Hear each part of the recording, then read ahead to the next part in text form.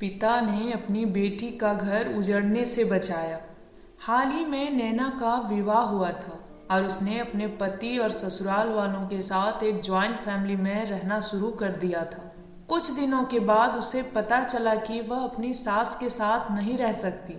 नैना की सास रूढ़िवादी थी, जबकि नैना आधुनिक जीवन शैली जीने वाली लड़की थी।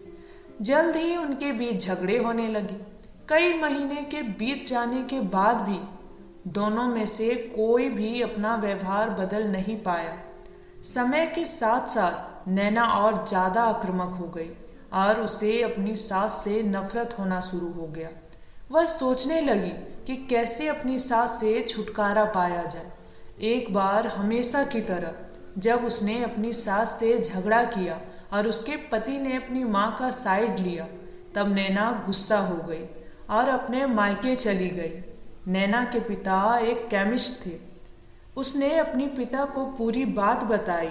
उसने अपने पिता से कहा कि उसे कुछ जहर दे ताकि वह अपनी सास के खाने में मिलाकर उससे छुटकारा पा सके, नहीं तो वह अपने पति के घर वापस नहीं जाएगी। नैना के पिता को यह सब जानकर काफी दुख हुआ और उन्होंने अपनी बेटी से कहा, अगर तुम अपनी सास को जहर देती हो तो तुम और मैं दोनों जेल जाएंगे।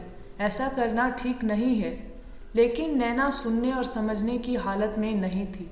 आखिरकार उसके पिता ने कहा, ठीक है, जैसा तुम चाहती हो वैसा ही होगा, लेकिन मैं तुम्हें जेल में नहीं देखना चाहता।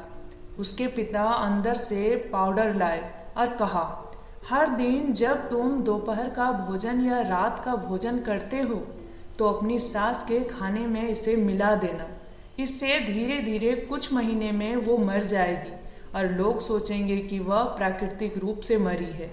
उन्होंने यह भी कहा, क्योंकि किसी को भी तुम पर शक नहीं होना चाहिए, इसलिए आज से तुम अपनी सास के साथ नहीं लड़ोगी, बल्कि तुम उनकी देखभाल करोगी। भले ही वो कुछ भी कहे, तुम गुस्से से बात नहीं करोगी और हमेशा शांत रहोगी। नैना सहमत हो गई और अपने ससुराल वापस आ गई और अपने पिता की सलाह के अनुसार उसने अपनी सास के खाने में पाउडर मिक्स करना शुरू कर दिया और बड़े ही प्यार के साथ बात करना शुरू कर दिया। समय बीतने के साथ साथ नैना की सास का नेचर भी बदलना शुरू हो गया, क्योंकि नैना अब अपनी सास की बहुत देखभाल करने लगी थी। इसलिए उसकी सास भी उसके प्रति विनम्र होने लगी और प्यार से बात करने लगी। 5 महीने बीत गए और नैना खाने में पाउडर मिक्स कर रही थी, लेकिन अब घर का वातावरण बदल गया। कोई झगड़े नहीं थे, दोनों एक दूसरे की तारीफ करते।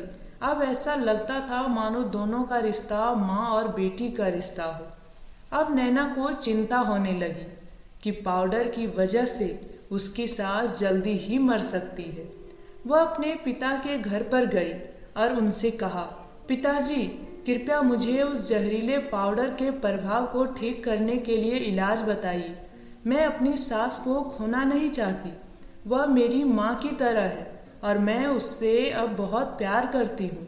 उसके पिता मुस्कुराए और कहा, कौन सा जहर? मैंने तुम्हें बस एक स्वीटनर दिया था। नैना हैरान थी और उसने अपने पिता से पूछा कि उन्होंने ऐसा क्यों किया।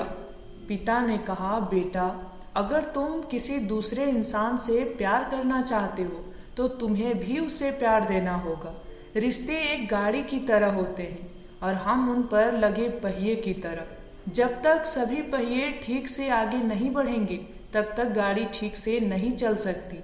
इसी बात का एहसास दिलाने के लिए मैंने ऐसा किया और तुम्हें अपनी सास के प्रति नम्र रहने को कहा।